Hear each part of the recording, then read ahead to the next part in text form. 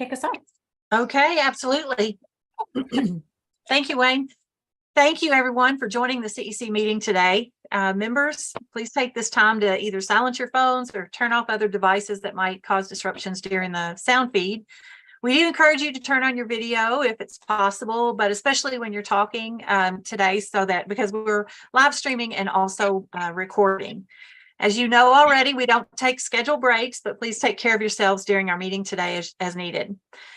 We are, like I said, live streaming on YouTube, and the meeting will be recorded, so it will be available to everyone on CPE's webpage very soon. So at this time, we'd like to welcome Dr. Jason Glass to kick off today's meeting with a few remarks. Thanks, Robin, and good afternoon, everyone. It's great to see all of you, and welcome back after what's been a very busy few months. We're excited to continue the work today with the CEC.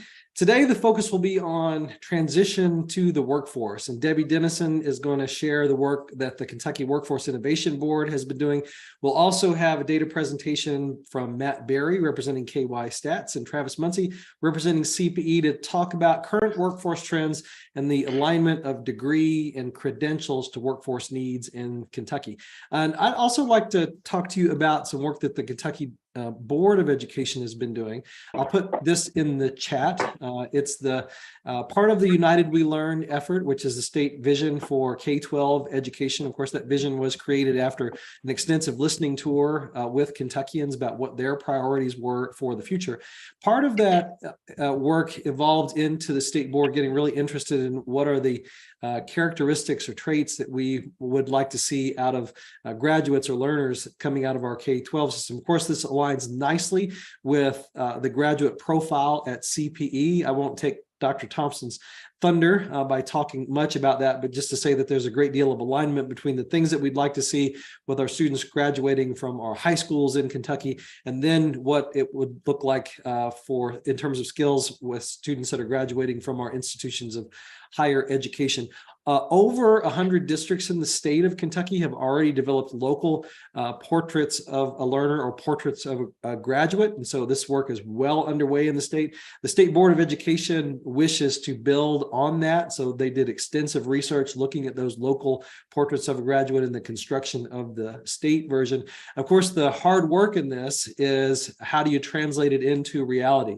How do we change the experiences of our students in schools where they're having an intentional opportunity to practice and demonstrate and learn these kinds of skills that are in the portrait of a learner that's here. That takes a lot of work and a lot of mindset changes when it comes to our education system. One thing that I will mention is that in an effort to continue the work of United We Learn forward, we've brought together a large statewide advisory group that we call the United We Learn Council. It's intentionally made up of people in very different roles from all across the state of Kentucky. And we wanted to make sure that we had not just the usual players there, the power players, they are part of this effort, but we wanted to also make sure that we were reaching out to individuals, groups, places in Kentucky that haven't always had a seat at the table when decisions were made. So it's a very broad group. We did talk about the portrait of a learner work with them. One of the ideas that they are bouncing around and talking about is in using the State Board of Education's authority around setting graduation requirements, looking at some kind of demonstration project as a condition of graduation or part of the graduation requirements, so that a student would need to, through a body of work or a performance demonstration, show that they've mastered these kinds of skills, either those that are listed here in the Portrait of a Learner document that I put in the chat for you here, or aligned to a local portrait of a graduate that the community has developed. So we're excited about that work going forward, and I think that may help us make the shift from this being a theoretical exercise into something that actually changes practice in schools. With that, I'll turn things over to my friend Dr. Thompson to share how this work continues at the post-secondary level. Dr. T. Thank you, Commissioner. It is important that we do understand exactly how you make P20 work, right? And the best way to make P20 work is to make sure that the knowledge, skills that are coming out of our P12 system with our students is matched up and aligned well to higher education, and how then we build on that to make sure that students are employable and feel like they got a quality education.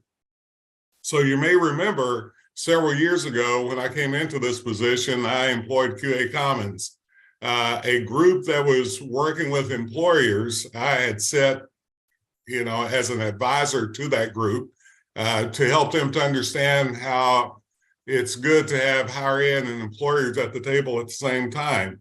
And as you well know, I redesigned CPE to have a P20 area, K-12 policy and whatever we call it. I just call it Amanda's shop.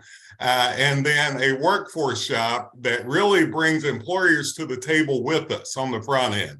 And we felt like we had to have a quality set of metrics that would align, what we were doing in higher ed to the needs of employers. So with that in mind, we start looking at what employers needed. And as you all know, I talked to hundreds, actually, I guess thousands by now, employers, and really say, what are those things that you need? And I got QA Commons as a third party to help us to do that. And they gave us basically 10 essential skills, but they needed it to be worked inside of, you've heard of these before, 21st century skills, soft skills, all of that. But we said it just can't be a test we give you in the end and you somehow be able to pass it. It had to be intertwined in our curriculum and in our pedagogy. And so that's what we did. We created the first in the nation assessment that would allow certain things to take place with those in mind. So now what we've done with that, we have created the graduate profile. In other words, we want every graduate to come out of Kentucky's higher education, public higher education in this case. Hopefully Mason, private jumps on with us. I know they're interested and they're working with us, but we have all of our four-year institutions and our two-year institutions creating within the fabric of those those majors and general education, these essential items. We call it employability skills.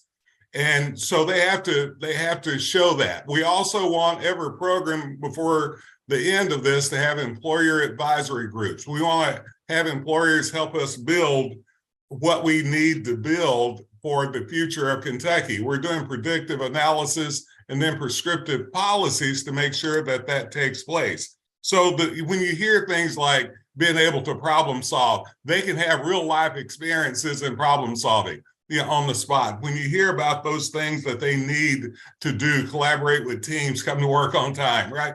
All of those pieces are now becoming a part of what we do in our curriculum, where we're incorporating those skills with those technical skills. So we've been doing this now for a while, and we've got the momentum going. Janet Weiss, former provost of VKU, is leading this effort for us. Now, I see Corinne on here somewhere. I think Western Kentucky University has made this their QEP. So has Gateway. So many of our campuses are saying, we're going to actually put this as a part of our quality enhancement. The neat thing about this, I want to be clear, this is where higher education has said that, the ultimate goal is career. College and now P12 is what Jason and K12 are doing, saying we are interludes to that career. How do we help prepare you to get where you want to go with not only a decent technical education, if you want to call it that, right? Those, but also how you use that within that in that setting.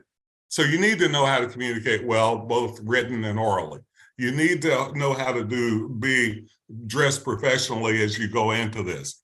Now, in this graduate, we created an academy where we're bringing people in to obviously build this out. And on that, we have, in that academy, we have 3 members and alternate members from all of Kentucky's 8 four-year institutions and 4 of our KCTCS campuses. The exciting thing about this, and I'll turn this over to Amanda in a little bit. The exciting thing about this is that this for us can become a quality metric. If you know that if a student sees importance in what they're doing and how it connects with their after college life, that's a big statement. If employers say we want to hire Kentucky students, that's a statement. We should be able to have a capstone in every major that says this is how you use that degree to get to where you're going.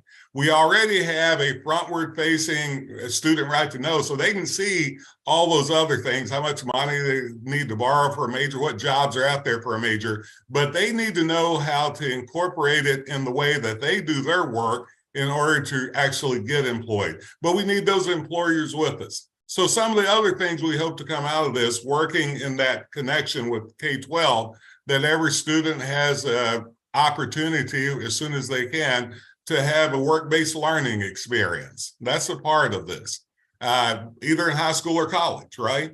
So the pieces that I'm really excited about, if we can connect this with P-12, and the commissioner and I are talking about how to do it, this sets a new standard, I think, for the way we see accountability. The other point I'll just make clear, Kentucky is the first state to do this. As a matter of fact, we own the rights to the self-evaluation that if people are going to use it. So I'm excited about this work. And to me, this is the future of the way we need to be thinking about education. So Commissioner, it's good to work with our P-12 counterparts in alignment with this. Amanda, I know I'm finishing a little bit early in my work. I'm going to turn it over to you, but happy if people want to ask me a question or two, happy to do it now, or we can do it later. But to me, this is really one of the big P20 way of thinking about how we create great education and a great education system in Kentucky. Thank you, Dr. Thompson and Commissioner Glass. Are there any questions initially before we move forward? Okay, well, this is a great way to start the meeting, and connecting the dots and seeing the work that's going on is exactly what we want to do. So we are going to go just really briefly. Our objectives today is we're going to discuss a summary of the legislative action that took place this past session, the 2023 session. Representative Tipton is happy to do that work that's relevant to the CEC recommendations from what had been formulated before. We're going to evaluate the progress of the recommendations so far. There are just a few that we're able to share. We could take a whole 2 hours sharing what so many of you on this call have done that really align with the efforts of us pushing to make change and leverage of improvement in our P20 pipeline. And so we're going to share a few of those and really kind of look at the progress we've made. And then we're going to review and consider post-secondary to workforce transition data and the services that are already out in our state. And I wanted to start with this because there are so many connections, and to Dr. Thompson's point, and really Commissioner Glass as well. We want to prepare our students to be contributing citizens and be well prepared, have the knowledge and skill sets that they have and the experience to enter the workforce successfully. You can see our agenda today. We, as I mentioned before, the legislative summary, updates on a few of our CEC recommendations. We sprinkle those in at each one. We are going to spotlight, as Commissioner Glass said, the Kentucky Workforce Innovation Board, or we love our acronyms, the KWIB. And so happy to have Debbie Dennison, who was willing to share that today. And then we also have, as the Commissioner had mentioned, we have Matt Berry from KY Stats and Travis Muncie from CPE to share some of that data that KY Stats produces. We are incredibly blessed in Kentucky to have those opportunities to really dig deep, and there's so much out there, but we really try to narrow down where we wanted to start with the conversation. So before we get into that transition point, I want to turn it over to Representative Tipton to give us an update on some of the bills that were passed that are related to some of our previous CEC recommendations in the focus areas that we served. And we do have some slides to help go along with Representative Tipton. So, sir, I'll turn it over to you. Okay, thank you, Amanda. We're a little bit over a month removed from the end of the 2023 session. And one thing I thought of, Amanda, I did send you a summary of all bills that might be education related. And that might be something you might want to share with the group so they'll have that. But I'm not going to go over all of them today because there were several bills. But Amanda, she's got some slides she's going to put up for us.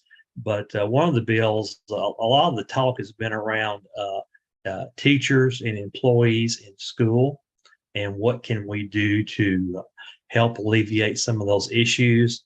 If you'll see on the slide, House Bill 32, this is it's a simple little bill, but I think it can have a positive impact. And it's dealing with the hiring of classified personnel who will not have a high school diploma or a high school equivalent diploma.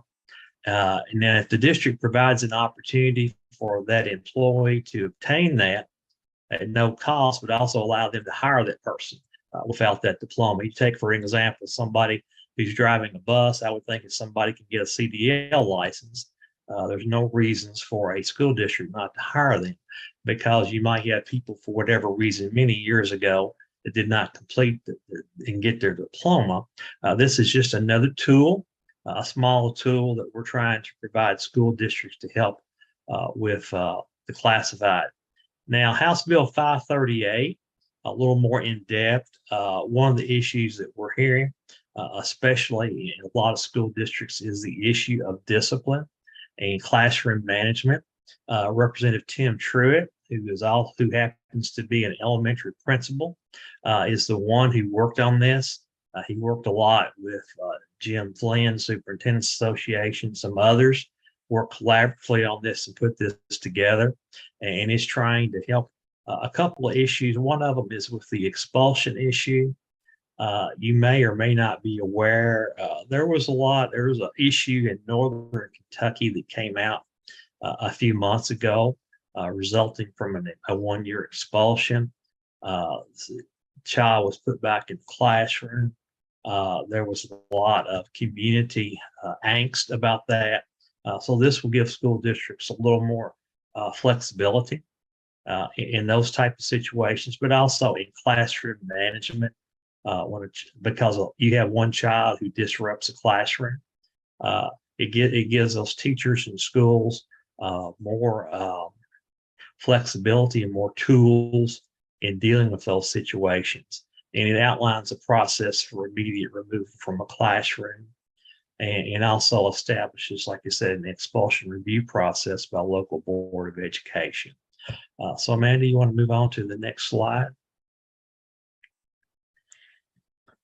House Bill 319 is a piece of legislation that I worked on and sponsored.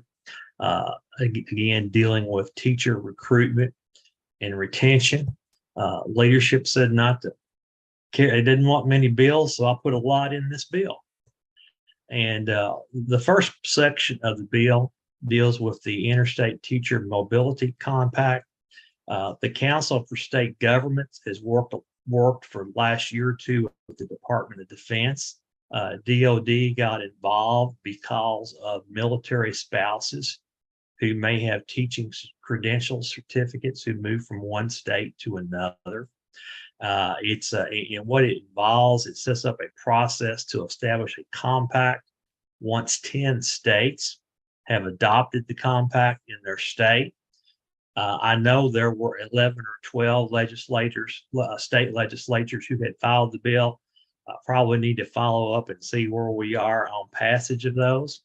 And if a teacher had a teaching certificate in another state, they would be allowed to immediately have that same credential in the state they were transferring to if both states were part of the compact. The teacher would have to meet all recertification requirements. Of course, this was a lengthy bill because it sets up a process. You've got to have a process, a due process, and how this would work. So that's what that was about. Excuse me. Back up. Let's stay on 319 for a while. A lot more on that. We lost 319 there, Amanda, or I did. But one of the things that actually came out in a committee meeting that we had in early February, and talking with some school districts, was the subject of exit surveys when teachers leave. And the legislation will have a KDE develop a system for these school districts to report exit survey information and have the school districts do this. You know, we talk all the time, why are teachers leaving the teaching profession? Well, let's get some data on this. Let's get something on paper that we can look at to help us make more informed decisions going forward. The bill also required KDE to update its online statewide job posting KEPS, Kentucky Employer Placement System or Service. I get hung up on those acronyms sometimes, but KEPS would require them to update that, and so that we could on the statewide vacancies and submit a report on vacancies to the Interim Joint Committee on Education by October 1st, 2023. I think it will be interesting to see. I know those vacancies have been running between 1,500 and 2,000. They were earlier this year, so it'd be interesting to see how that starts out as the school year completes and starting the next school year in the fall. That will give us another tool to better monitor our status on this. A lot of people aren't aware that there is a teacher scholarship program. There was a period of time that it was not funded. However, in the 2022 budget session, there was funding of $1 million per year put into that program. Now, a prospective applicant has to be accepted in an education training program with a school, and but there was a cap on the maximum award, so we took that cap off and allowed KIA for administrative regulation to adjust that based on funds available. There was a repayment interest rate. The way the scholarship worked is they had to for every semester that they received the scholarship, they have to teach a semester. There's a provision for those who are going into high need areas or to a CTE teacher, where they would only have to teach one semester for every 2 semesters that they got the scholarship. It reduces, but if they don't, it reverts to a loan. It reduced that repayment from 12 to 8. And just so you know, in my conversations from KIA, nobody's even paying 8% now, but we changed that statutory language. It also would require KIA to report the number of teacher scholarships each fiscal year to the Interim Joint Committee. And I think that will be useful information for us to know how the program has gone the last 2 years. And it's one area that I hope to talk to Chairman Petrie, Chairman McDaniel about, and possibly we could put more funds into that program in the next budget session. I learned a lot through this process, and we added some new language to clarify certification option requirement that would update the regulations and process to allow a candidate to obtain an eligible for hire letter, just to expedite that process to help them get into the training sooner. Legislation would also require KDE's Office of Educator Licensure and Effectiveness to review the alternative pathway teacher certification option. We currently have 9 options with the passage of option 9 in the 2022 session. I know that several of the districts and those programs have been approved recently, but with 9 options, option 6 has been the one that has been the most used. But some of those options are not used that much.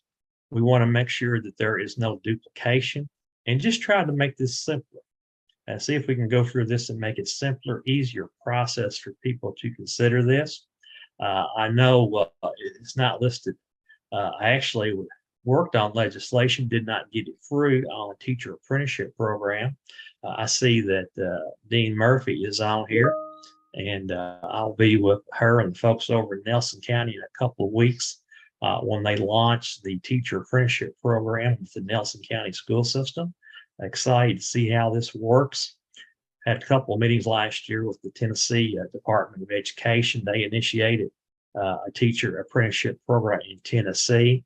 So we're excited to see this as another potential tool that school districts can use, more like the grow your own type pathway. I'm hearing good things about option 9. So hopefully we'll allow, if you're not familiar with option 9, might have someone who is an employee in the school, a classified employee, they're interested in employment. It would allow them to actually continue their work in the school and also work on their teaching degree at the same time and try to expedite that process and get it done in 3 years. Another provision that we put in is a short-term provision that we have. I think a lot of our issue with the teacher shortage is particular subjects in particular parts of the state, and a lot of districts don't have they don't really have the options that others, but this would provide them an option. What we would call an interim certificate. It would be good for 1 year. An individual who had a degree. I actually talked to a middle school principal this morning, and this situation happened last year. They had an individual who had a math degree in college, had been in the banking business for 8 or 10 years, and was willing to take a pay cut to come back and teach middle school math. However, the requirements, they were going to have to get it all done in a year, and this would be a 1 year interim certificate that's renewable for 2 years.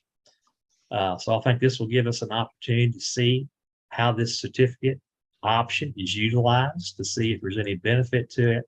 And hopefully if somebody starts this year, they would actually have 3 years to complete their final certification. So there was also one other provision that we added over in the Senate. It was another House bill that we did not get to in the House, Representative Timoney out of Fayette County. And currently, when a teacher or an employee has to take a sick day, they have to submit a report. They actually have to submit the statute. It said an affidavit, which requires a notary. And the only thing that a notary does is they verify that the person who's signing that paper is that person. So we changed that word from affidavit to statement. Hopefully there'll just be a little bit of a relief of burden on our school districts, but we were able to attach that to House Bill 319.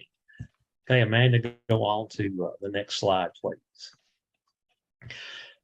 Senate Bill 49 is also dealing with teacher certification. Senator Denham, a new senator out of E-Town in Hardin County, introduced this bill, and it would allow for alternative teacher certifications, provisional certifications, to maintain a 1 year initial certification, but it would extend the renewable time to a maximum 4 additional years for option 6 and option 7. So this is just another tool to help give those people more opportunity to get to their final certification. Senate Bill 54, I included this. We have our lottery-based scholarship programs for higher ed. We have dual credit in high school, but the one that's talked about the most is KEYS, Kentucky Education Excellence Scholarship. It adds some definitions for approved workforce solutions training program. Representative Steve Bratcher's freshman representative, Hardin County, actually works down at the E-Town Community College. He had a bill that we incorporated into this bill. We do that sometimes, just trying to expedite the process. But a lot of times you have a student who might not be in a degree credit bearing class program. An example of this is somebody trying to get their CDL license. We need truck drivers. So this would allow them to utilize KEYS dollars for that. There was an inclusion put in there for an eligible College of Art and Design. We currently have the school in Louisville that is applying for their certification to be certified, be accredited. I'll get my language right in a minute. And this will help them with their accreditation. And also we added the proprietary school program in the 5 high demand areas. And we also included agriculture in that as well. A student may be going to a welding school. There's a school in Fleming County called the Kentucky Welding Institute. This would be an example of that. And there was another provision in there that would allow a student who attends an out-of-state high school or Department of Defense school due to a parent's military transfer to earn a KEYS award if the student earned a base amount in a previous year at a Kentucky high school. Although the legislation we passed in the House did not get all the way through, there was concurrent resolution. I think it was 134, forgive me, too many numbers in my head, but or maybe 34, but the resolution would establish a task force to review all of our lottery-based scholarships and grants, and just try to take a holistic look at how are we spending these dollars and how can they be best invested. I'm waiting for a final word from leadership if that's something they're going to adapt or not. Okay, Amanda, you can move on there. The last bill that I included is Senate Bill 156. This is really a follow-up bill to Senate Bill 9 that passed last session. Many of you know I've worked on early literacy with Senator West for quite a while, and others at KDE. Amanda there, we worked on it. We started out working on this 5 or 6 years ago. And it does two things. There was the Contract Review Committee did not approve the contract with CCLD, Collaborative Center for Literacy Development. The KDE, the administration, chose to accept that recommendation and not go forward. So statute provided that there'd be $1.2 million available. That's actually part of the lottery statute. It's an off the top. It's the first thing mentioned. And this would establish a statewide reading research center. There would be a request for proposal put out and have somebody just to evaluate the reading programs, the reading and research that's going on, to establish annual goals and performance objectives and provide an annual report on those. KDE would make programming and funding recommendations based on outcomes and select the administrator through a 5-year contract proposal. There was one other small change in the bill was added in the Senate. It was actually a House Bill 309, but we only changed one word. And sometimes changing one word is very significant. We changed the word may to shall. And that is in regard to a superintendent's selection of a curriculum program for reading, that they have to adopt a common comprehensive reading program that is determined by KDE to be reliable, valid, and aligned to required reading and writing standards. The previous language had a may, we changed that to a shall. Those are just a summary of 6 bills I thought might be of interest. There were several other bills that were passed. There were some that were introduced that were not passed. Be happy to entertain any questions anyone might have. Go ahead, Jenny. I think I see your hand raised. Oh, you're muted. We're getting some guidance in relationship to Senate Bill 150 and dual credit. But I had a particular question as we work through this. The group I can't seem to figure out are those. We have about the large majority of our dual credit students are actually in the high schools taking courses, Sure. but we have about 150 to 200 students from about 2 different school districts who actually come on our campus and are integrated into our regular classrooms. And just wondering if we're going to get some clear guidance on Senate Bill 150 and how we navigate that with those students. Okay. I assume that's a situation where a student may go to high school half a day, then may go to a community college second half of the day or something like that. And we have a couple where they're actually with us all day. Like they're literally not in their buildings anymore. Yeah. Okay.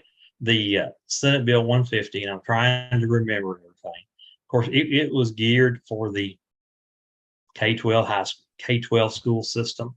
I do not believe, I'll just have to go back and look. I do not believe there was any language specific to any institutions of higher education in that. I'd have to go back and review that. As far as guidance, I don't know if President Thompson, CPE, has taken a look at that at this point in time. But my first reaction would be there was no language in there that dealt with anything in higher education. But I'll go back and review that again. The way I see it, Jenny, is twofold. And until I get guidance, I guess it's up to me to kind of determine a piece of this since we are in charge of the dual credit piece.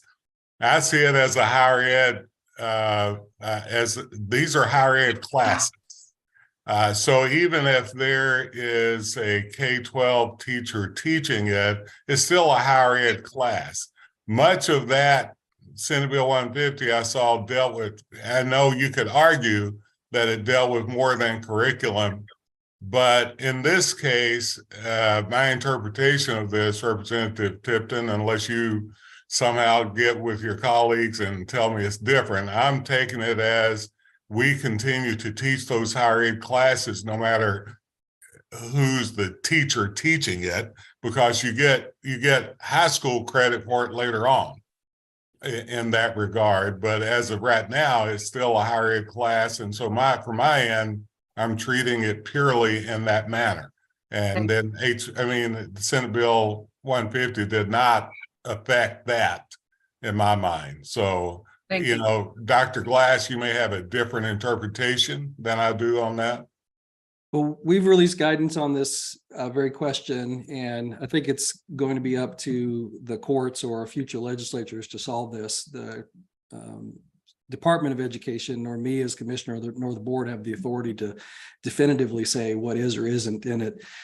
Issue is that it prevents any courses that reference certain sexual topics or gender identity of any kind. And of course, there may be dual credit or AP classes that do that.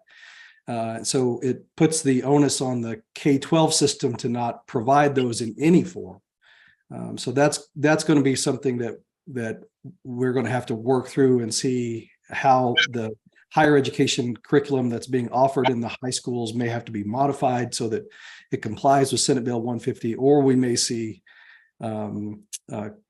court challenges to it, or we may see a future legislature provide some clarity around this, but it's an issue. Yeah, and I'll just throw this in, of course, the curriculum in higher ed is what it is that's accredited, right? So it's not an adjustment of that. I guess Commissioner, K-12 could say, well, we're just not going to teach, we're not going to accept those dual credit courses.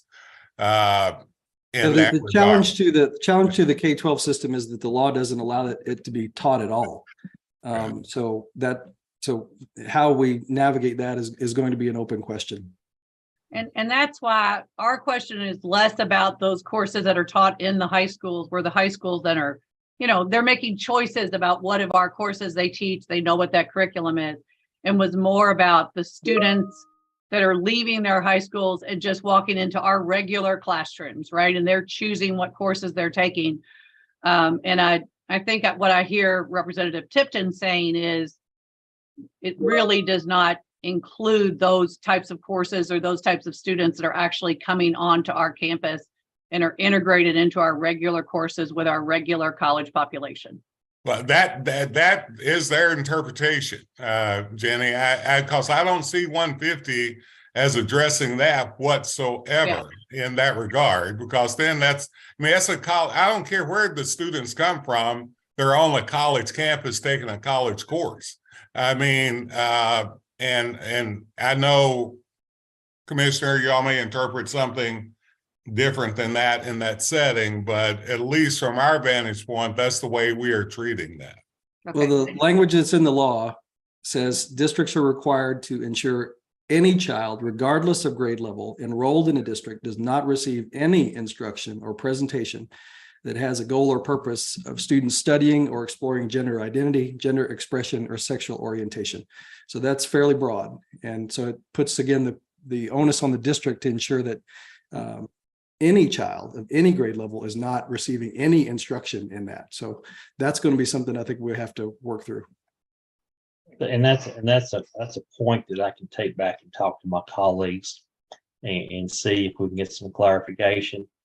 It might be as simple as adding something in there in a K-12 school or on a K-12 school district to try and clarify that point. We'll just need to look at that language and talk to our legal staff in the caucus and see what we can figure out. Thank you, Representative Tipton and Jason and Aaron.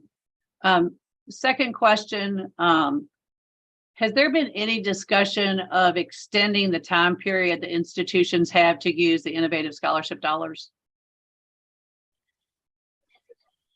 Now, clarify those innovative scholarship dollars for me. Is that, where are they coming from? Aaron, do you want to clarify that? Or do you want to speak to that? Or Amanda, where those dollars are coming from?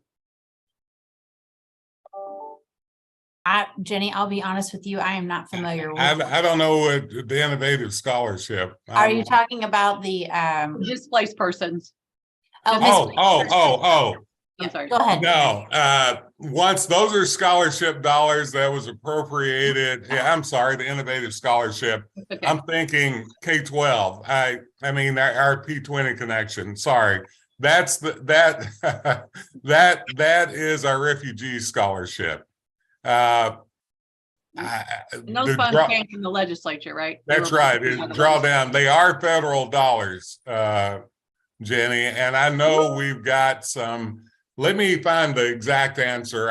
I'm pretty sure I know the answer, but before I open my mouth, I am going to give you the correct answer.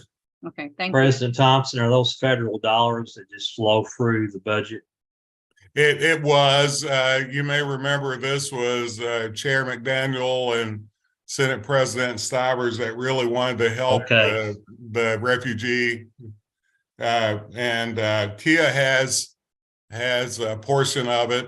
Now, once it gets to the campuses, I'll find out that answer. I am pretty sure I know it, but I'll find out. Thank you. Penny, I think you have a question. I do. Thanks, Amanda. First, regarding 319, in terms of these interim certificates and alternative ways of being certified and accredited in some way and to teach. And clearly these questions may not have make any difference because, you know, it's the barn door is closed.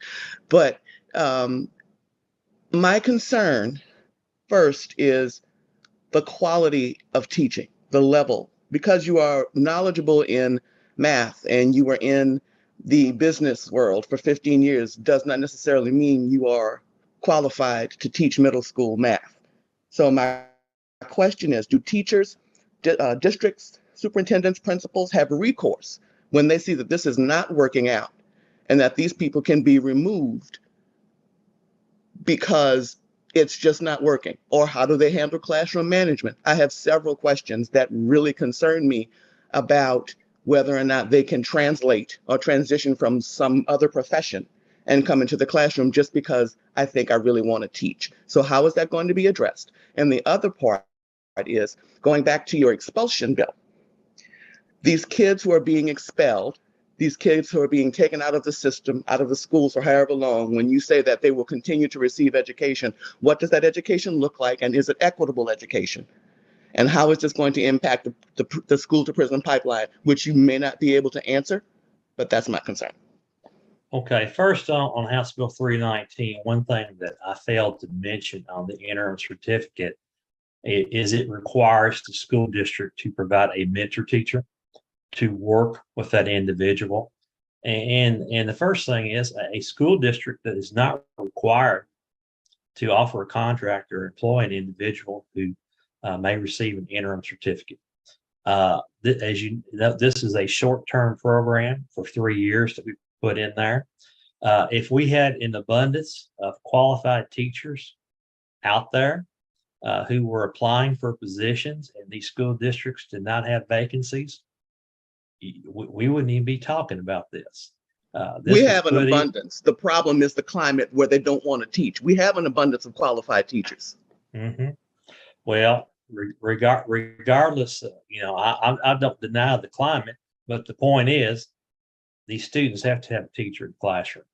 And are they better off with a long-term sub, or are they better off with somebody who has the content knowledge and the desire? I mean, this example I gave, you talk about somebody who's willing to take a pay cut because they felt a passion for this. Again, it's a short-term program. We'll see how that works. In regard to the expulsion piece in House Bill 538, We already have expulsions in Kentucky. And typically the school districts are still required to provide an education to that student. That may be in the form of an alternative school. It may be in the form of an online type of education. And the goal is not to increase expulsions. The goal is to provide, in that example I gave in Northern Kentucky, that was a safety list. There was a student who actually in middle school had a kill list of students and teachers in the school. He was brought back into the classroom as a freshman in a high school with those same students. And that caused quite a bit of confusion. What the legislation does is it would give school districts more flexibility in how they handle that expulsion type of situation. But there is, as far as, whether it's equitable for a student who's been expelled to have an online education versus an in-person education, we can discuss that. However, I think it's my understanding that if a student brings a gun to school, they're going to be expelled. And there are certain situations where expulsions take place. I don't claim to be an expert on this. Commissioner Glass, you have any comments on that part of the expulsion, or somebody maybe's got a little more knowledge or background on how the process works? Yeah, well, I think you framed it up well, Representative Tipton. One of the challenges I think we're going to have with this is that the law that's been passed is may be inconsistent with federal law on this when we accept Elementary and Secondary Education Act funding associated with it. It requires that there be flexibility with the school board on that return from school. So we're going to have to work with the U.S. Department of Education and let them know that we've got this new law, and see if we can work with them on a way that it can be implemented in Kentucky and not create a problem with us on federal funding. So that's work still ahead. We haven't made that outreach yet, but that's on the horizon. I really appreciate the questions. I don't want to stop them. Penny, thank you for your questions. And Jenny, what I do want to do, just because we are almost an hour in, Representative Tipton, thank you for sharing. And I will, to your request, we'll send to the entire continuum the list of education bills that did pass. It is a long list of things that went on. So Representative Tipton only hit just the tip of the iceberg on a lot of the things that passed. So I think you'll be interested in that. Dr. Thompson, did you want to give a brief update on innovation? Yeah, just a quick to answer Jenny's question, end of 24. Jenny, are you there?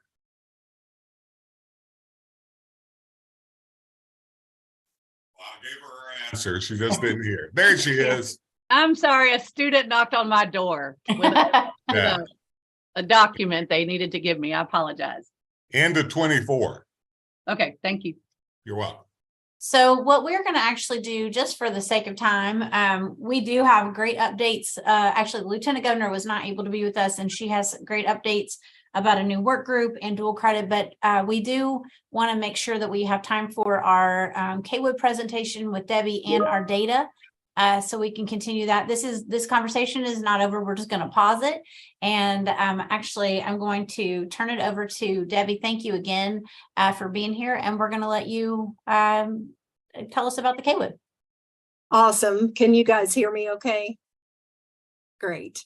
I'm going to share my screen and have a brief presentation. And any questions that you all have, you can either stop me or we can wait until the end. I'll also leave you with my contact information, but let's get started. So many of you already know what the KWIB is. The KWIB is it's the State Workforce Development Board. I serve along with 3 other staff members.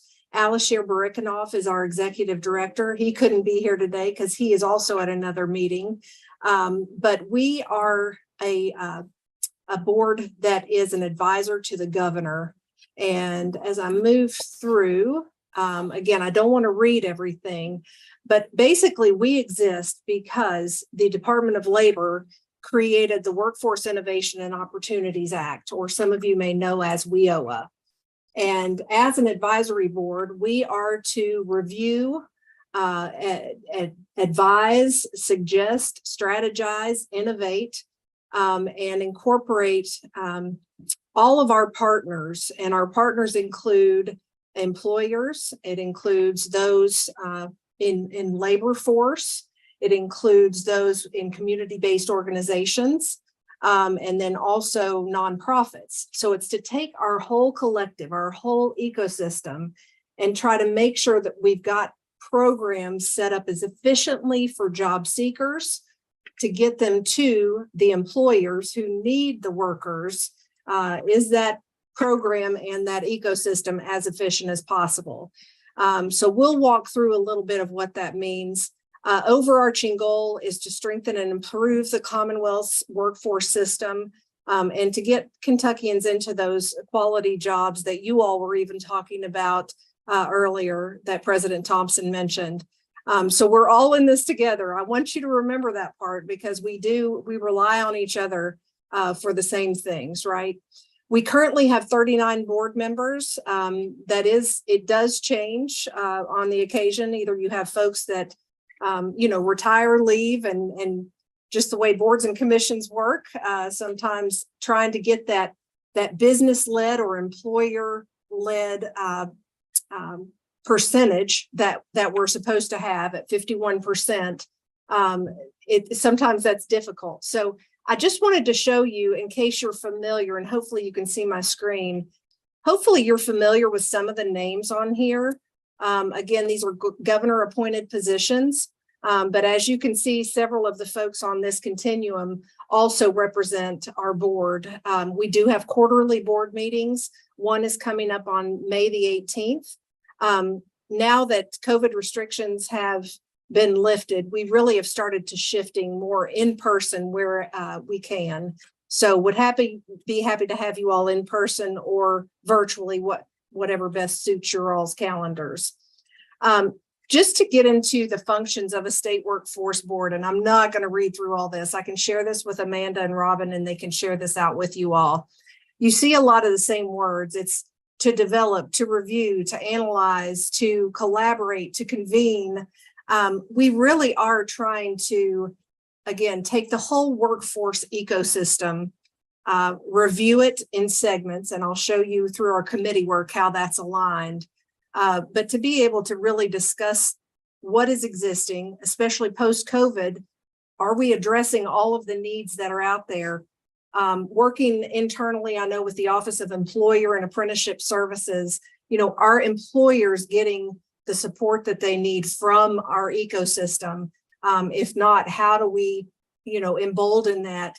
One of our big partners is the Kentucky Chamber Foundation, and they do an excellent job trying to help us fill those gaps until state government can kind of catch up to, the flow of how all these things work. So again, I'm not going to read through all of those bullet points for the sake of timing, but again, wanted to share with you that, again, the Workforce Innovation Board at the state level is the strategy of how to improve, create efficiencies from K through gray, as Deputy Secretary likes to say. And that very much involves the education partner in which you all are aligned. So continuing on, this is what we look like. This is a landscape piece that's a couple years old, so I apologize if it's hard to follow. The governor, of course, his initiatives are what we are attuned to. And then working with that business representation and workforce populations and partners, our board then, kind of dissects itself and digs into our initiatives, which I'll go over in a second. We have an executive committee, like most boards do.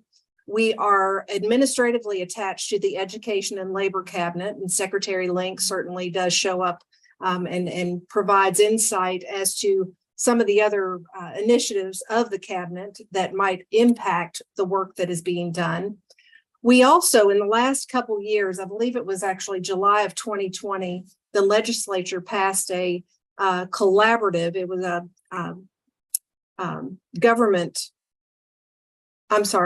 it was not a legislative piece. It was a governor assigned executive order for the Education and Workforce Collaborative. And what that does, and I could explain that a little bit later, that takes the strategy of our workforce board. So it takes those items that are lifted as needing to be addressed. And then the collaborative are actually part of our larger structure of the state, meaning it's the secretaries of the cabinets. It's the folks that, understand what's going on in each of their designations. And we look to see how we can accomplish the goals with the existing structure that's in place. So these are some of course, we've got 10 local workforce development boards across the state, and I can share those with you in detail. And then we also have different subcommittees or work groups of focus right now. Certainly, we're working on information around benefit cliffs, and we do have a meeting. If you're interested in attending that meeting, I can share that with you. We certainly want to get as many of the untapped talent pools involved. Somebody mentioned those in justice served capacities earlier, and we actually have a pilot program that we're taking statewide now. It was successful in Russell County, and we're taking it statewide. Dr. Gregory, I saw, was on the call, and he certainly is employed a gentleman this is near and dear to his heart. They've got a process and they'll be rolling this out. So excited to see where that goes. Certifications and pathways for education. We've got a group that meets around those certifications. And within Commissioner Glass's Board of Education, certainly the CTE group lies, and then the workforce board, again, being employer-led. Is this going to positively react to the needs of employers that are out in the states? So as we move on, I wanted to share more about the collaborative I mentioned earlier. So you've got the Kentucky Workforce Innovation Board, and you've got those board members we saw. Then in 2020, the governor created the Education and Workforce Collaborative, which, as you can see, identifies folks within, again, the ecosystem of workforce, trying to align programs, initiatives, so that we're not duplicative in what we're doing, but we're trying to make as streamlined of a process as possible.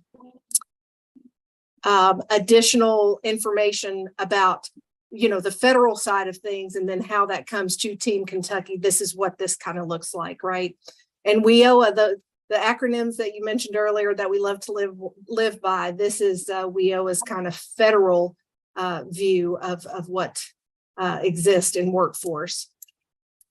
I'm almost through, so trying to keep us moving here. In 2020, our governor approved an urgent call to action. It was the strategic plan that was set up, again, as strategy by the members of our board in 2018, to the fruition 2020, which really looks at 4 goals within this workforce ecosystem: employers, education, workforce participation, and then resource alignment, and looking at all those pieces. And again, are they well aligned? Are they working smoothly? Are they easy to find? All of those wonderful things. The overarching goals under each of those for employers, and I believe President Thompson mentioned it earlier, we want to actively engage employers to drive the workforce development system. It's not going to work unless they get engaged with us, unless they really participate and tell us what's working, what isn't working with all of our programs. The education alignment piece, I mean, you guys are right in the middle of the work, and we appreciate certainly the value that you add.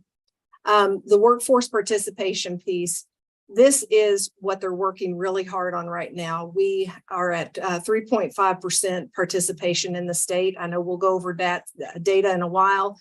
I won't steal their thunder, but we need more people to get to work. What is the untapped talent in there? Are there barriers? And these are all the things that our committees are looking at. And then finally, as we find those opportunities. It is looking again at Team Kentucky, right? These different cabinets, these different offices, and are we aligned as we should be for the most effective initiatives and being able to really pursue getting Kentuckians to work and have a sustainable and living wage, right? Because that's what we're all after. This right now is what our committee structure looks like. So you've got our board chair, Kim Minke is with Toyota, and he has been serving for the last year. We have a vice chair, Lori Ulrich, who is Fleming Mason Cooperative out in East Kentucky. And actually, we're going to be at their facility for this upcoming quarterly. So we're grateful for them for hosting, certainly. This is the collaborative of which our own Deputy Secretary Brinley is the chair. So she helps us to convene those other cabinets in discussion around how we can improve the system. We do have an executive committee. We have staff, which Alice Shearer, of course, is the executive director. I'm deputy executive director, and we have 2 staff assistants. The Workforce Participation and Sustainability Committee right now is chaired by Amy Luttrell of Goodwill. And she has done a phenomenal job of even being able to lift those populations of untapped talent that's also listed in the strategic plan that was created in 2020 that we currently work with. We have the Education Attainment and Employer Engagement Committee that's chaired by Beth Davison, who is the VP over at the Chamber Foundation. And again, the work that they're doing is incredible.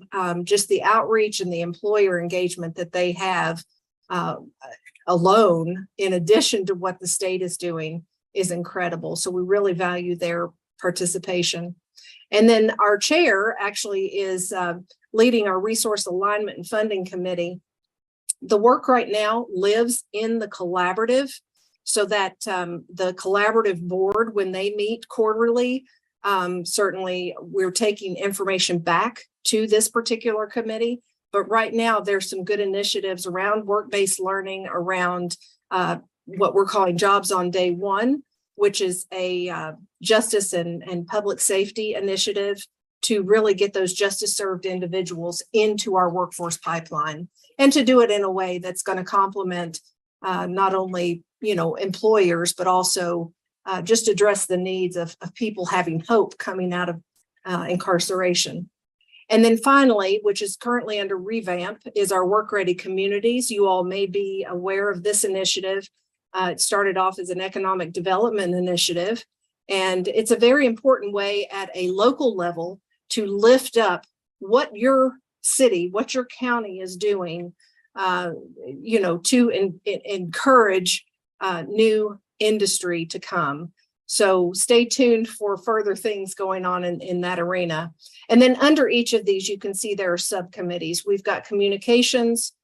We have a portion of the Perkins Leadership Funds that we assist with the Department of Education on. Really, it's the approval of the board that those funds are going towards innovative pieces. We've got our metrics committee, which we appreciate certainly KY Stats leading the charge there, and just all the wonderful things that they share. We're focused on youth, young adults, veterans. I mentioned it earlier, the CTE continuous improvement. So in the last year and a half, for example, it was kind of a black hole, the application. It would go into some random email, and then sometimes it would be reviewed, sometimes it wouldn't. So we've revamped that whole process with the help of the CTE team. And they've done a great job. Reagan Satterwhite at the time, I think, was very involved in that. So we continue to appreciate all their initiatives there to make sure that the local workforce development folks, business and industry, that they're all aligned and saying, yes, this is a pathway we want to bring on at their local institutions, educational institutions. And then sector strategies. I think I heard the representative mentioned earlier, we've got 5 high demand industry sectors in our state. And that is something that we're going to be reviewing over the next coming months. And again, KY Stats, thank you in advance to all their hard work. But we work on those not only because of the KIA funding, but it's also to really align those industries that have come into Kentucky that are part of these, occupations that are in high demand, to make sure that they're getting all that they need from as far as support from this partnership, this ecosystem partnership. So I know that's a lot of information. I appreciate certainly being asked to share a little bit about the board. Every state is required to have a workforce development board. Some call them councils or commissions. But, we are here to convene and collaborate as part of the ecosystem that is workforce. And I look forward to the discussions that we'll have shortly around this topic. So as I'm closing, if you all have any questions, Alashir Barikanoff, he came from the Office of Employer and Apprenticeship Services.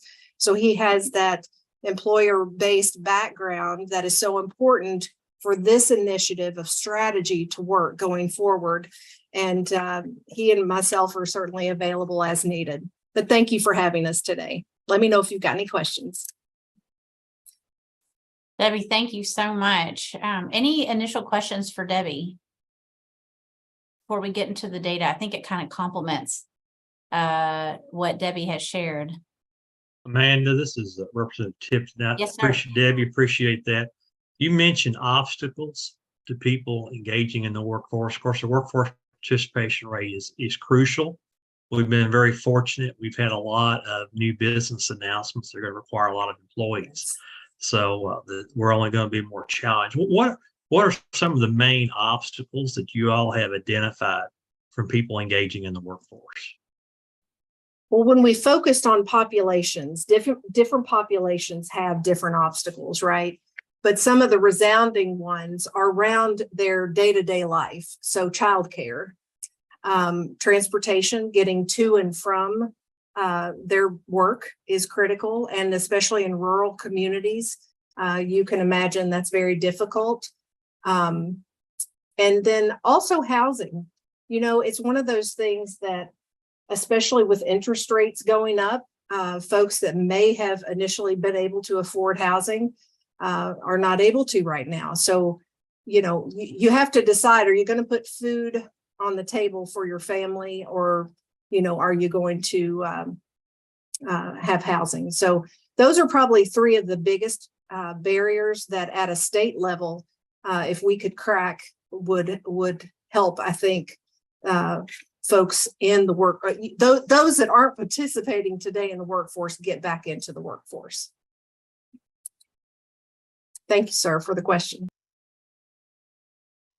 Good question. Anyone else? I don't really have a question, Debbie. Good report. I will say, though, the same obstacles we're finding out right now with higher ed, especially the adult learner and some of the traditional age. So I think Debbie hit it on the head. It's amazing how much we're hearing this now more than ever.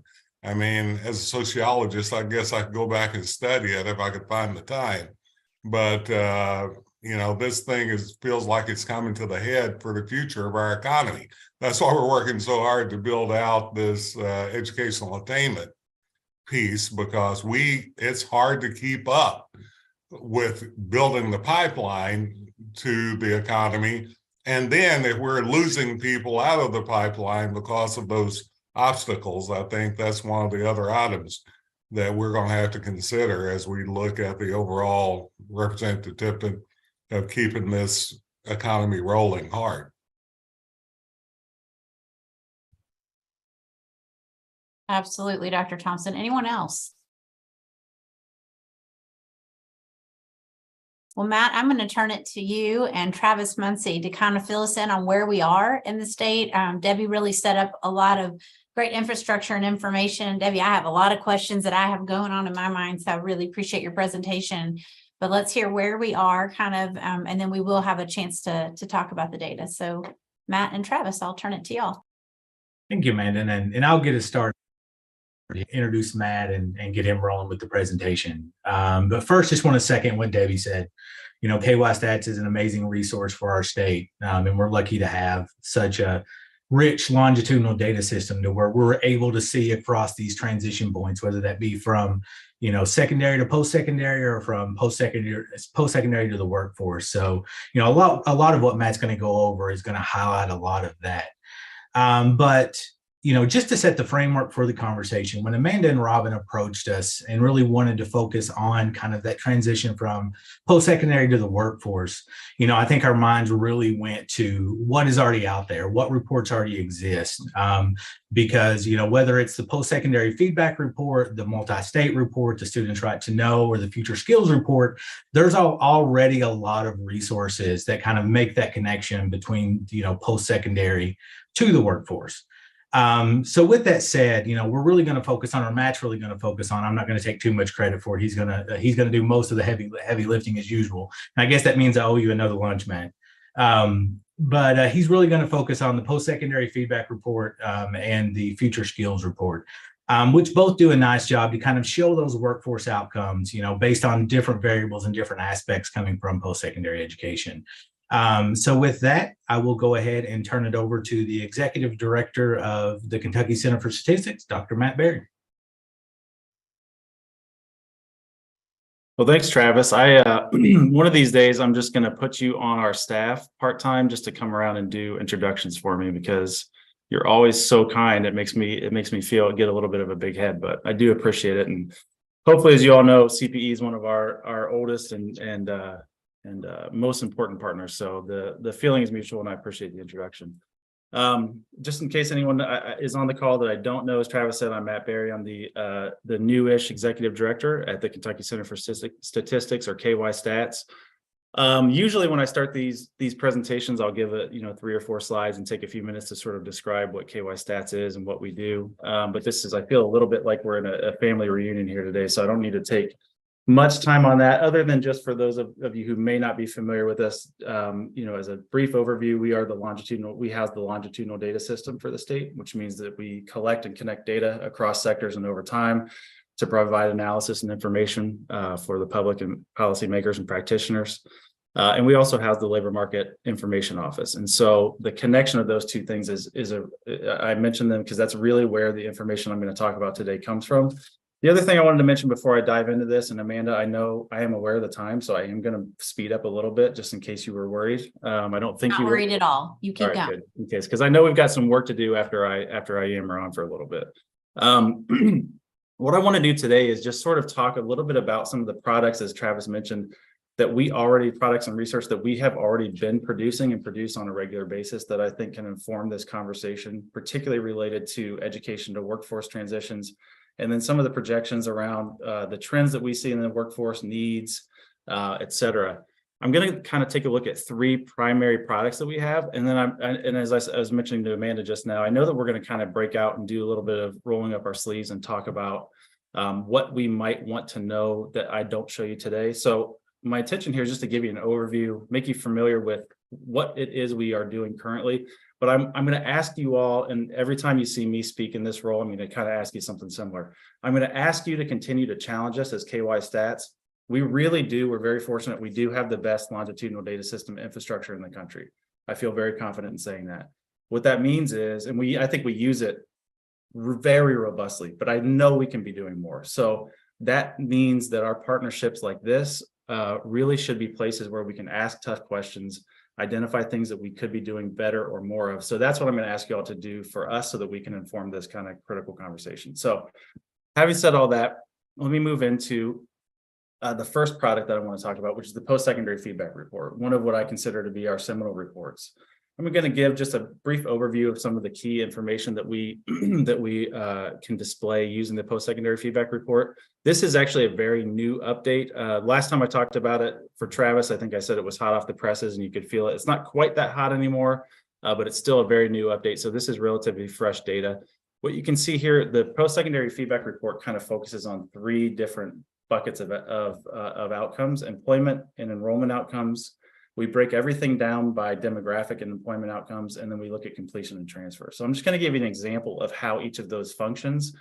Again, what I want to reiterate is not only in the reports themselves as they exist today, but also within the longitudinal data system, there is so much more than what I'll show you here. So you can really dig into what we have, or you can, again, talk to us about what else we could be doing.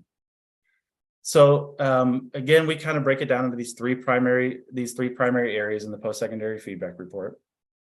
The first being this idea of enrollment and employment outcomes. So the enrollment and employment outcomes allows us to look over time. So again, we're the longitudinal data system, right? So we can look at outcomes 3, 5, and 10 years after post-secondary completion. And what we're doing here is, as an example, we're looking at all credential earners from students both from Kentucky and states outside of Kentucky, and even nations outside of the US. So all graduates or all completers. And what we're looking here is employment outcomes. Now, if you see the little tag down here on the bottom, it says qualifying employment. I want to just take 1 second to describe what we're trying to do there. Qualifying employment is our first of hopefully probably many steps towards a better understanding of quality employment. We aren't there yet. Anybody who's thought about this for more than 5 minutes, which is all it took us to realize how hard it would be, realizes that quality employment is a very loaded term. There's a lot to it, both qualitatively and quantitatively. Dr. Thompson, if you're interested in doing some research, maybe we can get you on loan, and that can be another piece of your research agenda. You can do a little internship with us. We can talk later.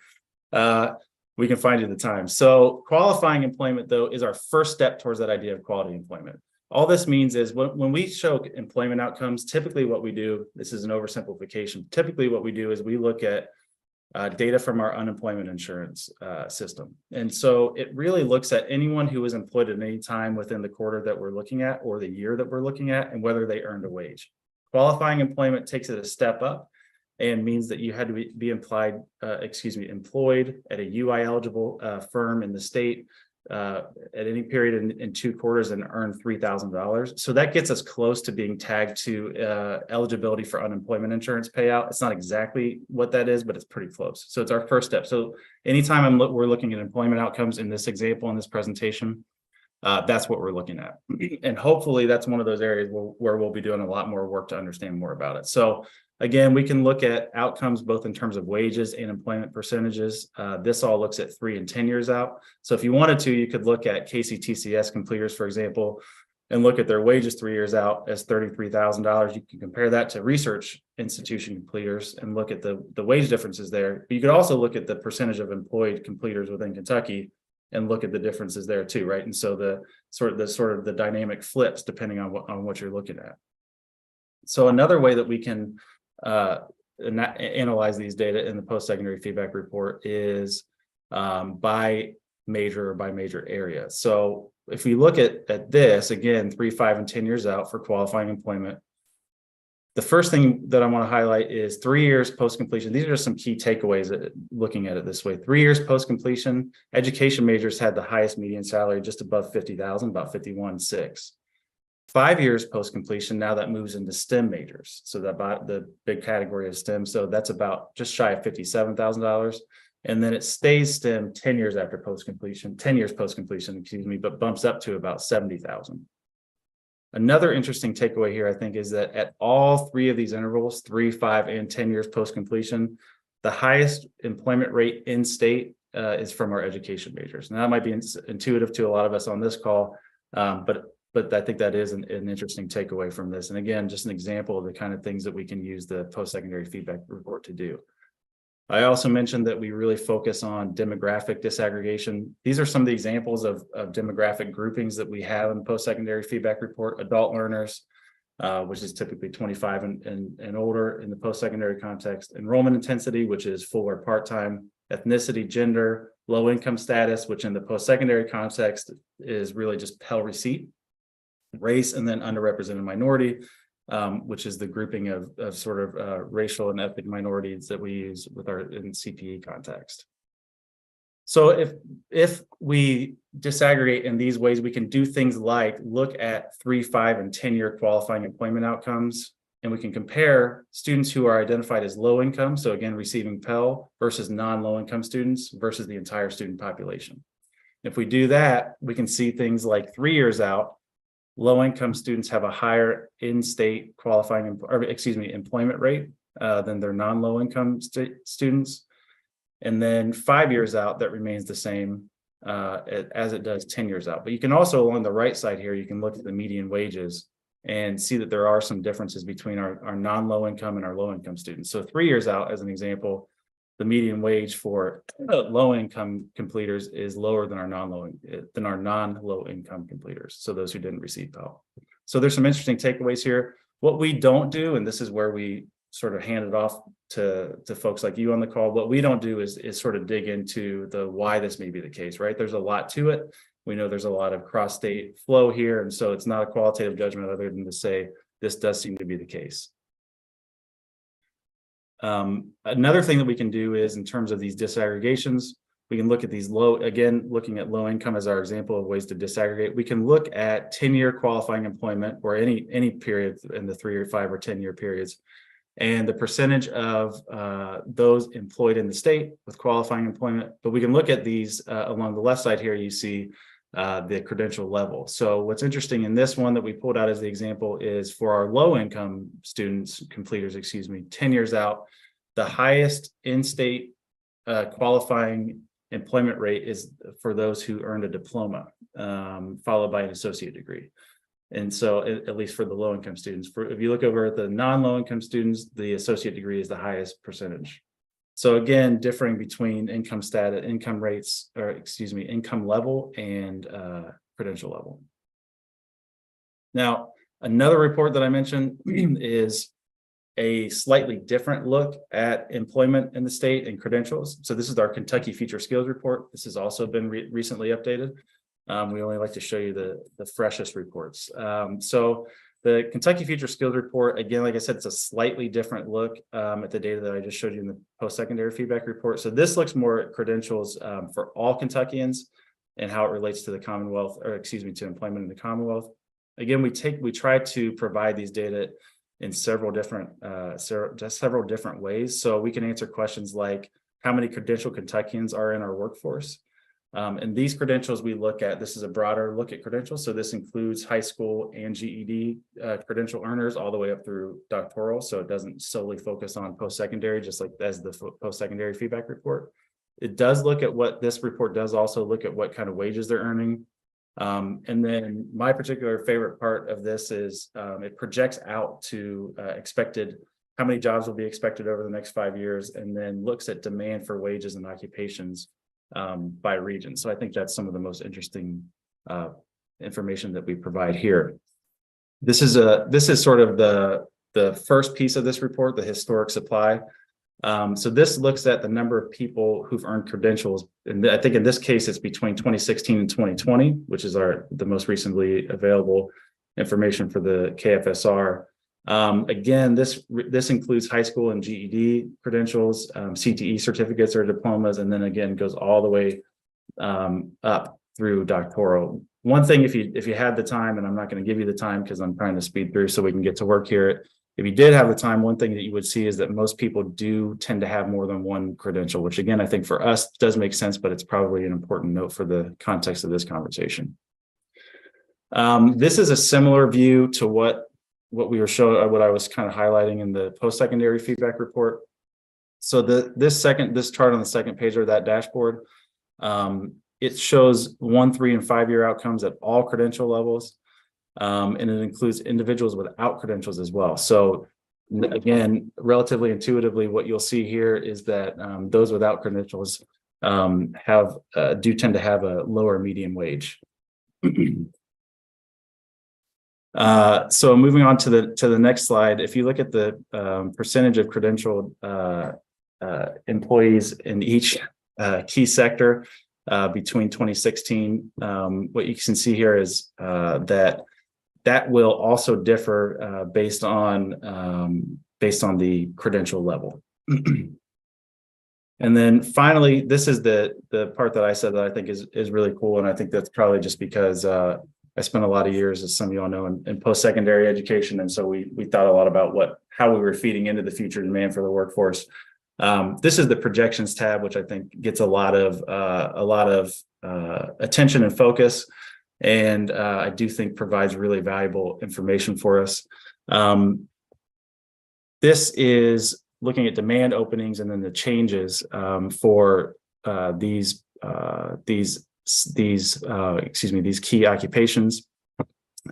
This is just an example. We also have these, for each of these in the state. So again, this is in particular an area where you can do a lot of digging. Finally, I'm going to just give one more quick example, and I'm going to apologize ahead of time for the amount of information on the next slide, but I think it is intuitive if you take a second. So when we were having, as Travis mentioned, the conversation about how we might present some data to inform this conversation, one of the things that we talked about was what do you mean by what is a family sustaining wage in the context of the state? We have a tool which doesn't necessarily just address what is a family sustaining wage, but it does address the topic in general. So we have the Family Resource Simulator. Again, hopefully some folks on the call are familiar with that. Really what the Family Resource Simulator is intended to do, and I should mention, we created this in partnership with a national organization called the NCCP, the National Center for Children in Poverty.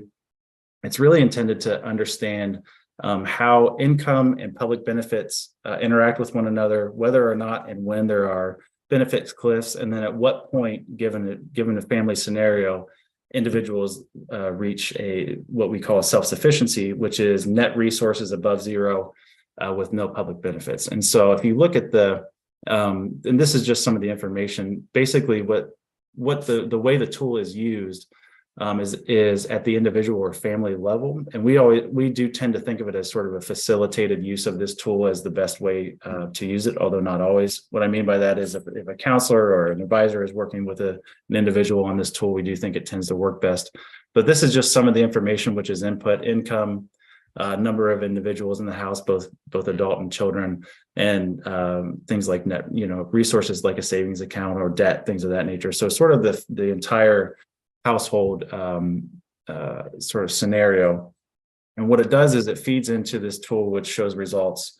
What you can see here is we have salary levels moving across the bottom here, and we have net resources moving across the top. So this also includes public benefits. What you see here at these drops is when an increase in income would lead to a potential loss based on these individual scenarios. I should say that these are estimates and these are scenarios. So this does not mean that it would always happen, but it could happen. These are estimates. So that what we see here is at these levels, is there a loss in public benefits, which would add to or result in a decrease in net resources? And then if you move all the way along the right side here, you can see in this particular instance where an individual or a family or a household would reach that self-sufficiency level. Again, meaning net resources and I should say too, I should have mentioned, and I apologize, I didn't. This is at the monthly interval. So monthly net resources of above zero with no public benefits. And so it's not exactly this idea of family sustaining wage, but I do think it gets pretty close, and I do actually think that it includes a lot of the variables that are required to understand that. So it's another good example, I think, of information which I hope can inform these conversations, but it's a good example to circle all the way back to the beginning of where I hope we as KY Stats can be in this conversation, which is what else can we be doing? And so with that, I'm going to stop, Amanda, and I know that we're going to do some breakouts, but I did want to just leave a second, if it's okay with you, to see if there are any questions from the group. Matt, I don't have any questions, obviously. I just want to point out to this group that, and y'all know me in CPE, we use, as Matt can tell you, I'm a data guy, so way too much of one.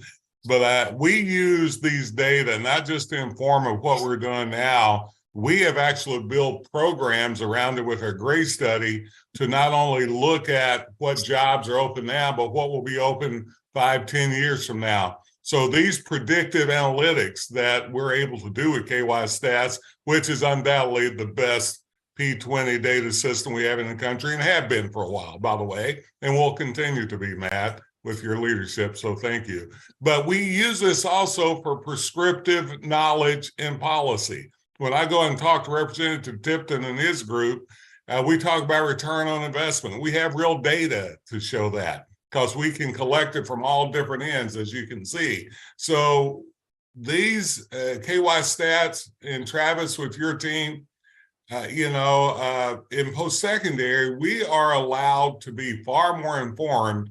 So when we go to the legislature or to the governor's office or whatever, and they say, well, how do you know these are real? We have real enumerated data to show this. Very little of this, even though he did say some of these are based on assumptions. These assumptions are statistical calculations that actually go to real data. These are not guesses. Even when we make assumptions, but we have a way to do enumerated data. We can count everybody with whatever degree or certificate or whatever they have and what they're doing in Kentucky. And we can even get it down to the average amount of taxes they pay if we want to do that. So I just want to let you know, this allows us to be far more prescriptive, to carve out exactly how we keep what we're doing on the forefront of educational attainment as well as economic output. So Matt, I thought that was a quick, but I wish they could just have time to see all of these things that we're able to do, but good job. Well, I appreciate it. If Travis is going to do my opening from now on, Dr. Thompson, you're going to do my closing. All right. You got it. Is there any other questions for Matt or any suggestions or things that you want clarity on, or, information that maybe Matt didn't share that to see if it's available? Just initially, whatever comes to mind. Matt, awesome as usual. So in the chat, you guys will notice that I've actually put a copy of the data slides that Matt shared. And we will send those out, but I really want you guys to be able to open those because we are going to have a chance. Today's been a lot of input and learning. We usually have more discussion. And so, but this is kind of a new area. Not that we're leaving the education pipeline piece, but I want you to see how it starts to really connect. And we'll spend more time with that in July. We've just really run out of time with all of our topics today. It's been really good. So in a moment, and Jessica also posted some of the reports if you want to deep dive into those, and you can really get into the granular data as Dr. Thompson talked about. There's so much. We are incredibly blessed in Kentucky to have this. But here are the questions that we're going to be breaking out in. We have about 15 minutes, which is completely fine because I think your brain will be done by then.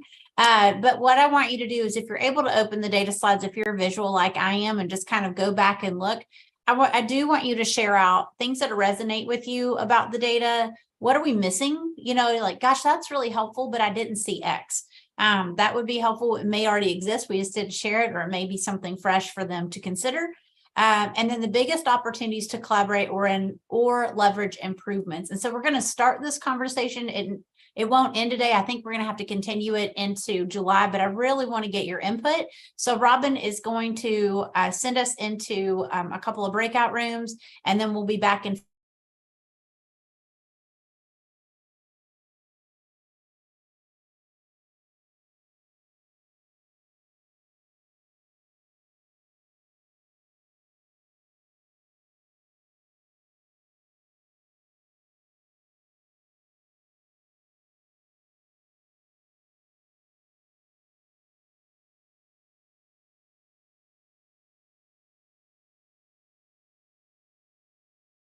Just so you can see the data. Awesome. Great to see you guys today. Amanda, thanks for being our note taker. She's going to kind of collect our thoughts so that when I share out, I don't miss anything. So let's start with that first question. What resonated or stood out to you from the data presentation?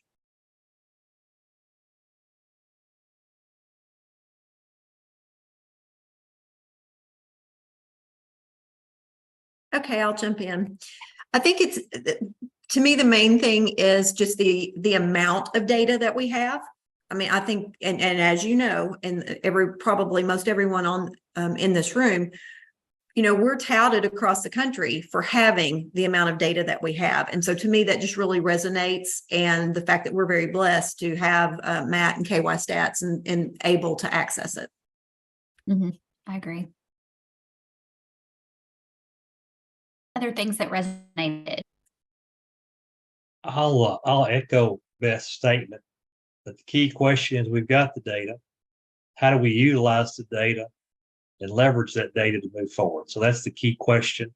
And sometimes it's not always the easiest task to complete. Now, one of the things that and I may be jumping questions, Leslie, I apologize, but it's the way my brain works.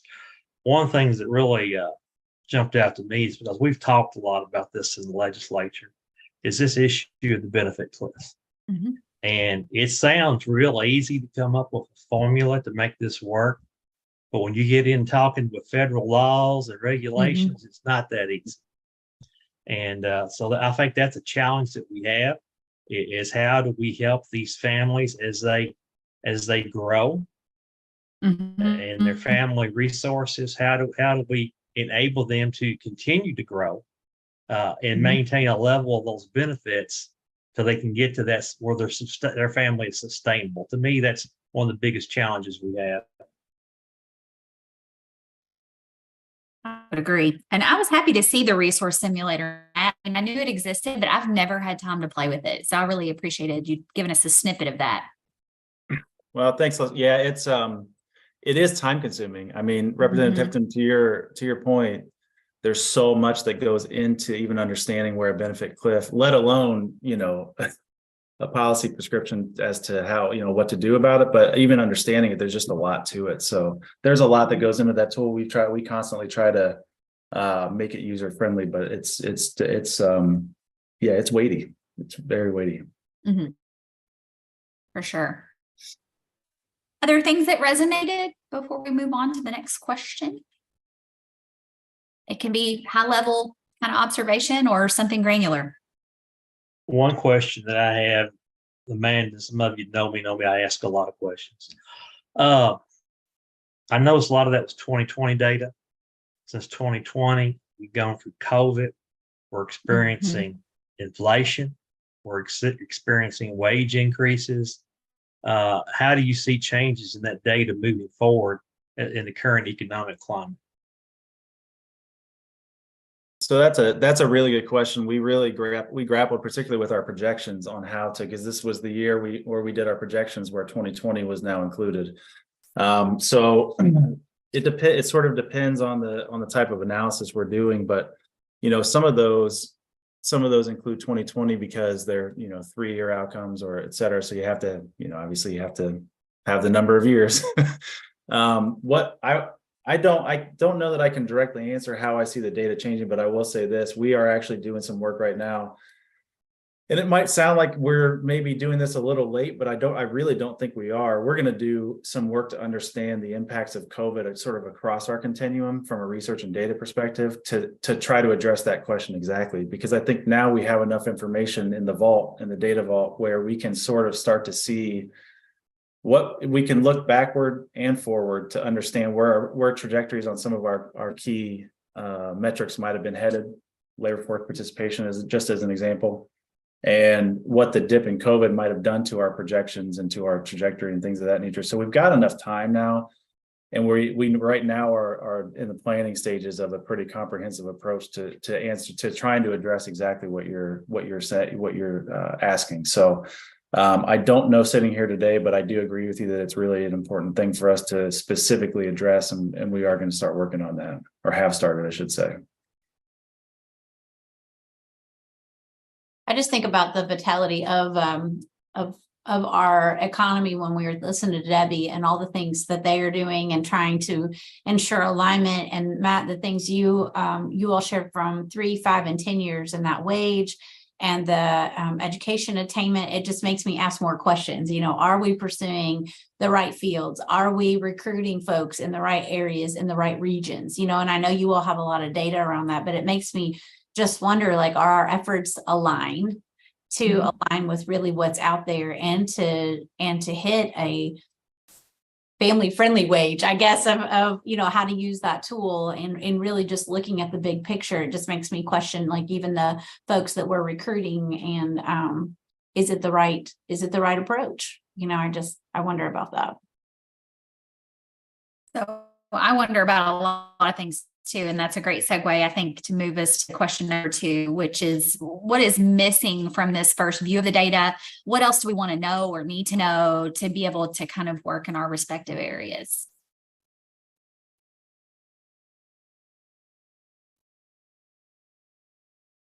I have an example. I'll go first. I know I'm a facilitator, but I've got a comment here. I live in the world of credentialing every day and pathways work. And so, I was really intrigued by the number of credentialed individuals, and then the overall number of credentials, which implies that we've got folks with multiple credentials, as you said, Matt.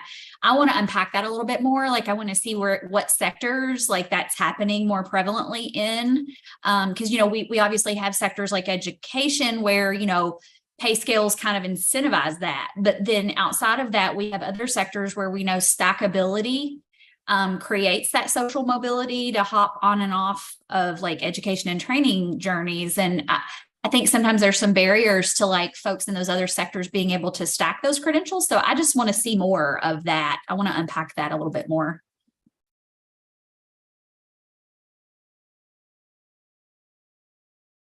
What other things are we missing or that you guys want to know more about?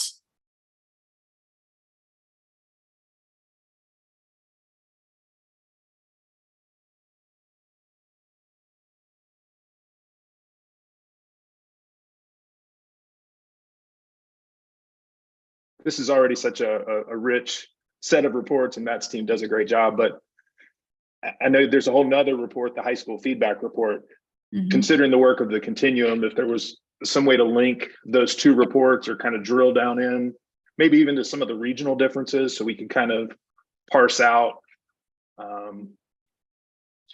where there might be issues or successes, or where we need to focus more resources.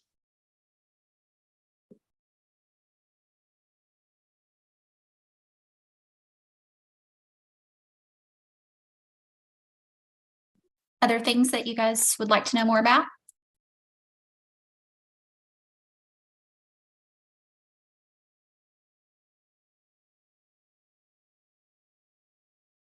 Matt, one thing that, go ahead, Representative Tipton. Yes, Matt, how much data do we have on the people who are not in the workforce? By demographics, by age, by geography, do we have that data?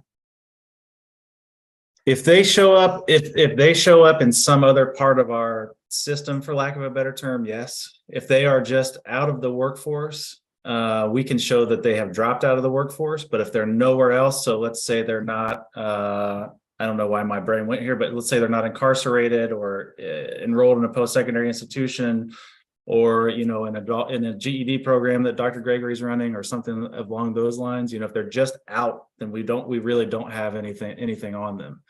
But to be fair, some of the examples I just rattled off, that's going to catch a pretty large number of folks who are out of the workforce.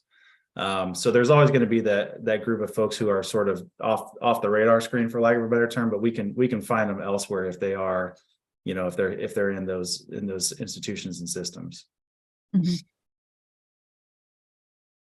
And so one of the, I should say, it's not exactly the same, but it's very related. One of the things we're working on as a part of our multi-state post-secondary report, which is something that I didn't even mention today, is understanding non-completers. So we spend a lot of time thinking about who enrolls in post-secondary education and then who completes and what their outcomes are. And that's mostly what I focus on today.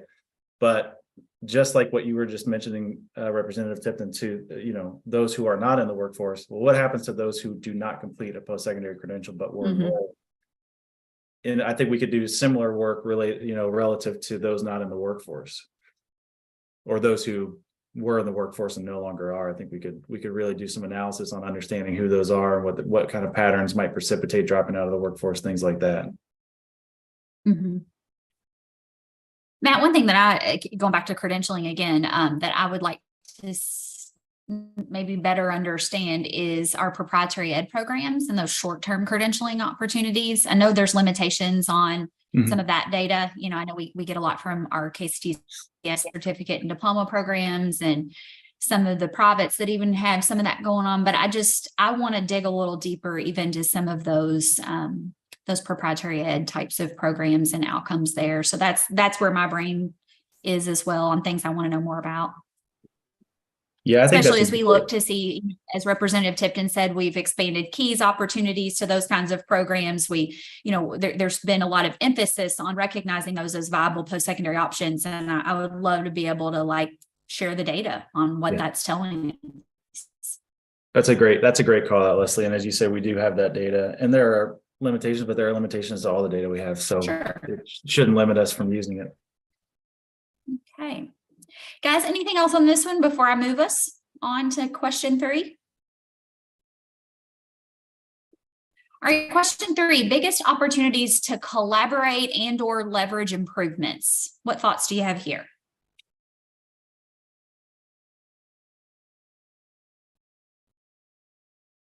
I really hope for me. Go ahead. Sorry. Oh, I'm sorry. No, go ahead. Go ahead. No. Go ahead. I'm the facilitator. I'll save I my was just last. gonna say, I know I'm breaking the rules too. My hope is that this group can help us really think through strategic ways of really aligning our education preparation from early on all the way through. And Mason, I really appreciate your comment, even about the high school feedback report. Like, how does that really build out and tell the story, right? And what can we do at each portion of our pipeline to address some of these things early on to be preventative and intentional with really supplying the workforce? And it's not just one way or the other, but how do we all fit into the big scope? And are we even communicating that correctly? And what data are we using to share that compelling story about the importance of that? And what reports, if we could line that up to show that continuum piece of what we know, do the potholes or do the bumps in the road really show up? And do the highlight pieces like, man, we're really strong in this, really show up? Because a lot of the KWIB subcommittees sound very similar to what we're trying to do as well. And so to me, instead of being duplicative in nature, how can we kind of bring that together to really make this nice fluid approach of data, lived experiences, and then the meeting of the minds, right, of all of our different experiences. So I'm sorry, I interrupted someone. I apologize. No, that's great, Amanda. I was going to give kudos to Mason too, because that's where I was, is really like the collaboration to be able to look at what the story says, starting in the P12 setting and on, I think is so important. And for us to be able to do that together collectively. I mean, I think we all use the KY stats data in our own respective ways for our own, continuous improvement efforts, but how often do we do that collectively? I think is a really important question. And so, yeah, I couldn't agree more with that. Well, and Other ways to collaborate? Go ahead. I think a good example of that is the work-based learning ecosystem, that we're working with through KWIB, because, and Matt, I'm wondering, do you all collect, I would assume you've got data on the utilization of the reports and which ones are accessed the most often? Yep, we do. And please, this is not a criticism by any means, but I think one of the things that I sometimes encounter, and I'm sure it's just my lack of technology ability, but there's so much data that it's almost overwhelming sometimes, and trying to figure out how to find it. And that's not a criticism. It's just a point that, I really don't have any thoughts on how to address that. Beth, thank you. I don't hear that as a criticism. I agree with you 100%. So if you were to look at our new research agenda, we have really 4 priority areas. The first of those is what we call access, usage, and usability. Usability meaning how do we not be information or data rich, but information poor? Because sometimes I think we get there. We have so much, which is a real value, but if we're not communicating to audiences in a way that's impactful and informative, then it's not as powerful as it could be. So we're thinking a lot about that right now. And we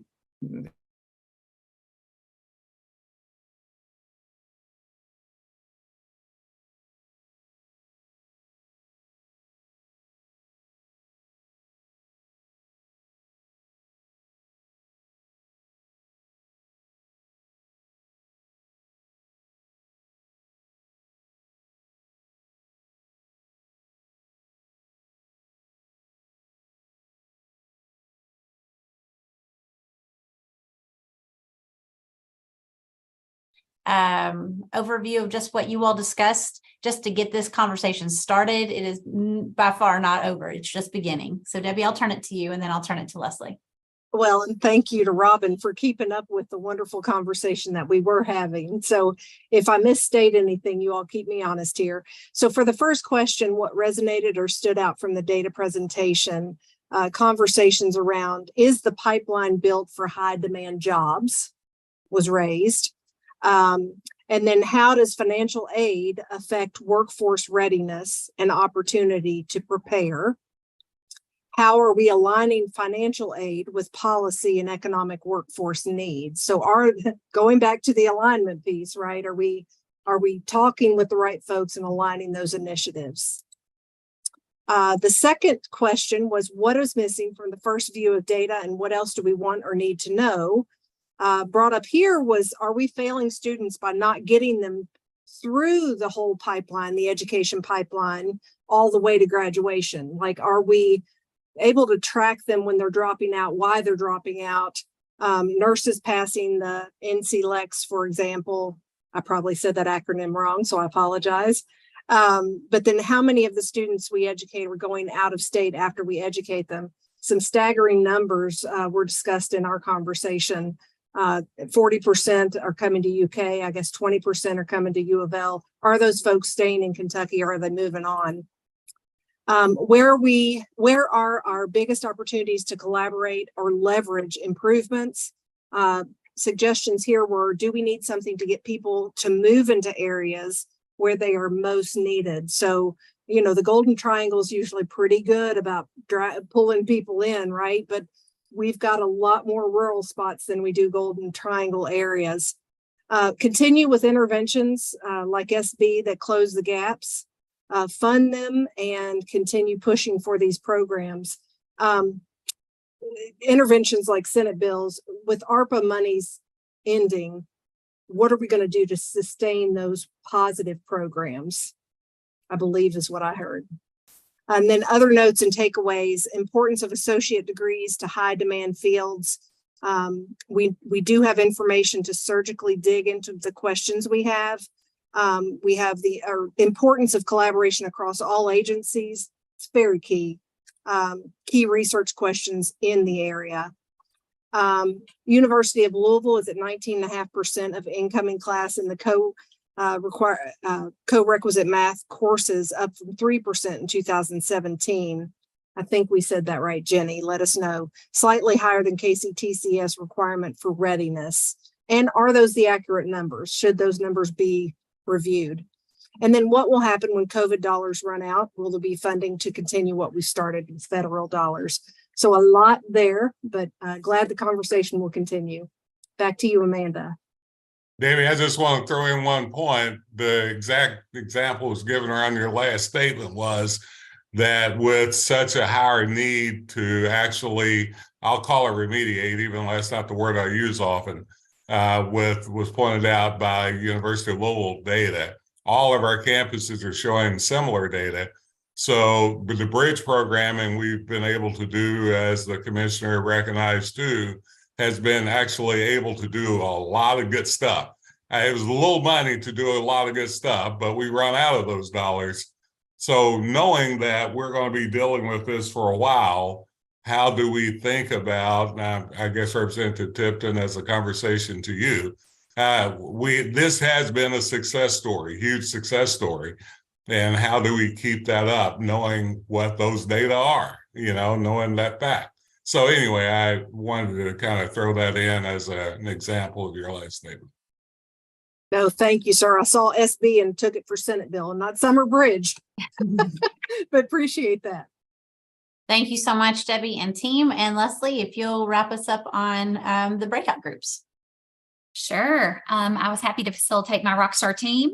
So we talked a lot about, in terms of what resonated or stood out, I think we all just continue to be amazed at the amount of data that is available, and the way we can slice and dice it and tell stories. The question, I think, is, how do we continue to utilize the data to move forward? It's not always easiest with some of the stories we see or the things that we've find from the data, but how do we make sure that it's being utilized in a way that it is. The issue of the benefits cliff analysis is very technical. We talked a lot about that and how challenging that is. The tool is great, but it's very complex. So, how do we help families as they grow? How do we help them maintain a level of benefits that is sustainable? I think all of that is on our minds. And then, we noticed that a lot of the data was from 2020. So the question is, how do we see changes in current data based on everything we've battled through COVID and inflation, and all of that is top of mind as well. In terms of what we thought was missing, or we would like kind of dig a little deeper into, we had this conversation about the messaging and if it's correct in terms of how we're recruiting students into higher ed, truly aligned to the workforce needs of the state or region credentials. It was interesting to kind of discuss that, and maybe want to know a little bit more about like which workforce sectors we see individuals stacking credentials or obtaining multiple credentials, just kind of unpack that a little bit more. We talked about linking the high school feedback reports to all of the post-secondary data and employment data. What do we know about people who are not employed? Geography, demographics, et cetera. Just kind of curious to unpack a little bit more of that. Program non-completers, particularly at the post-secondary level, we want to know a little bit more about what happens to those that don't complete their programs. Who are they? Are there patterns? What's the impact on the workforce? And then short-term credentialing through proprietary ed programs. We talked a little bit about limitations of data there, but can we dig into that a little bit more, particularly knowing that there's an elevation of these kinds of programs through KEYS funding and other incentive programs these days. And then in terms of biggest opportunities to collaborate or leverage improvement, again, we want to just really think about this more collaboratively and holistically. I think we all agree we do a wonderful job of looking at these respective reports and this data through the lens of our own work. But how can we do that collaboratively and collectively on a more routine basis to really kind of utilize each other's expertise and roles to think about the pipeline more holistically. And then just kind of figuring out, what reports are used most often. How can we elevate specific reports to, again, push change across the system? How can we improve communication about the data? And we didn't really get to any of the other notes or takeaways because we were really deep in our code. That's where we landed before we can hold. Thank you. Oh, Leslie, I think you're locked up. Yep, perfect. Because that's where we landed. Oh, Leslie, you're muted.